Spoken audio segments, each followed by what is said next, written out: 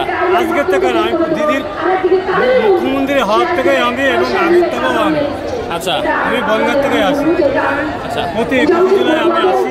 কোথা থেকে এসছেন আপনি? বনগাঁ থেকে এসছেন।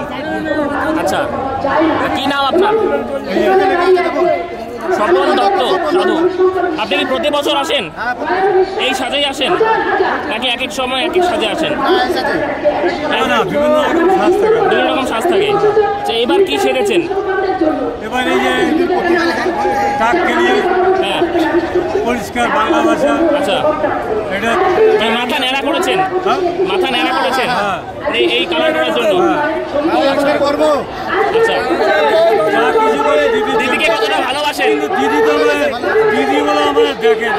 দিদি দেখে না? দিদি আমার দেখে না কোনোদিন। প্রতিবার সেজে আসেন দিদি? ওই বেচারি আসে, দলের লোক কেউ দেখে না? না কি করে দেখে সব ভাতা টাতা পান? দলের লোক কি দেখবে? আমি জন্মজুরি খাটে খাই। আচ্ছা, ঠিক আছে, বাড়ির লোক ভাতা পায়? না, আমার ভাতা নেই।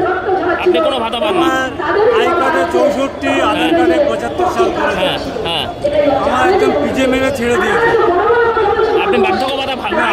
না, তবুও দিদিকে ভালোবেসে দলটা করেন? পার হয়ে গেল। তবুও দলটা করেন ভালোবেসে? আমার দলকে ভালোবেসে আসে আমি। দিদির জন্য করেন?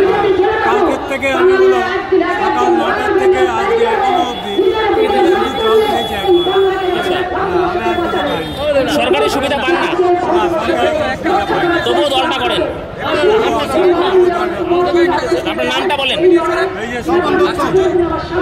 স্বপন দত্ত সাধু। এই যে দিদি যদি একবার আমাকে ডেকে জিজ্ঞেস করতো বাচ্চা তোমার কিভাবে চলছে, মানে আপনার খুব ইচ্ছা দিদি যেন আপনাকে ডেকে জিজ্ঞেস করে? তাহলে দিদির সব বলতাম। দিদির বলার দরকার আমার, কিন্তু দিদির সঙ্গে আমি ক্রসিং করতে পারছি না।